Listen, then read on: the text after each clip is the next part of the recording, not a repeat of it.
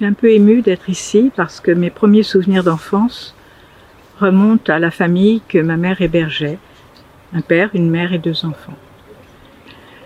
Donc, une juste, mais comme beaucoup de ces citoyens ordinaires, de ces gens comme d'autres, ils n'ont pas forcément recherché une reconnaissance officielle.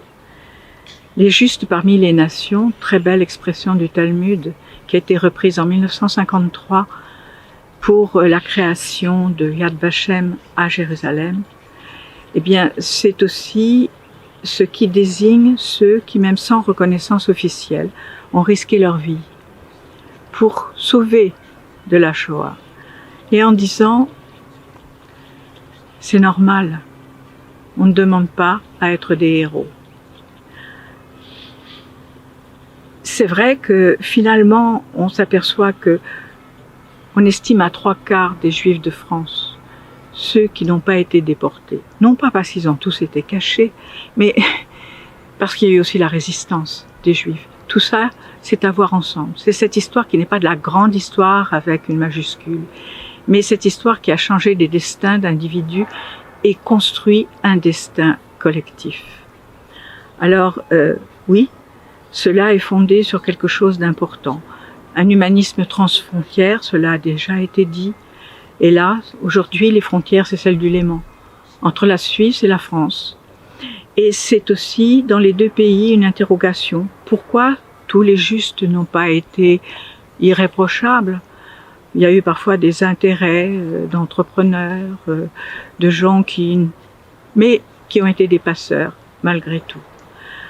Alors, retenons tous ceux qui ont risqué leur vie, bien sûr, mais retenons aussi le message qu'ils ont laissé, un message d'égale dignité des personnes, quelles que soient les origines, quelles que soient les nationalités, quel que soit le sexe, quelle que soit la religion.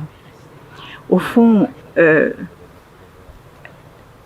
l'idéal universaliste des justes, eh bien, c'est un horizon. Ils l'ont approché et ils nous invitent à avancer avec eux vers cet idéal. Aujourd'hui, les discriminations, le racisme, l'antisémitisme, non seulement se développent, mais aujourd'hui, on se demande si on peut encore faire passer cet idéal d'universalisme. Alors c'est pour ça qu'il y aura les 4e journées franco-suisses des justes, ici à Thonon et à Lausanne, de l'autre côté du Léman, vraiment comme un message plus que transfrontière, un message au-dessus des frontières. Vous avez compris, on vous attend parce qu'on ne veut pas seulement transmettre une partie de notre histoire, on veut en débattre avec vous, et notamment les jeunes générations qui n'ont pas connu ces périodes.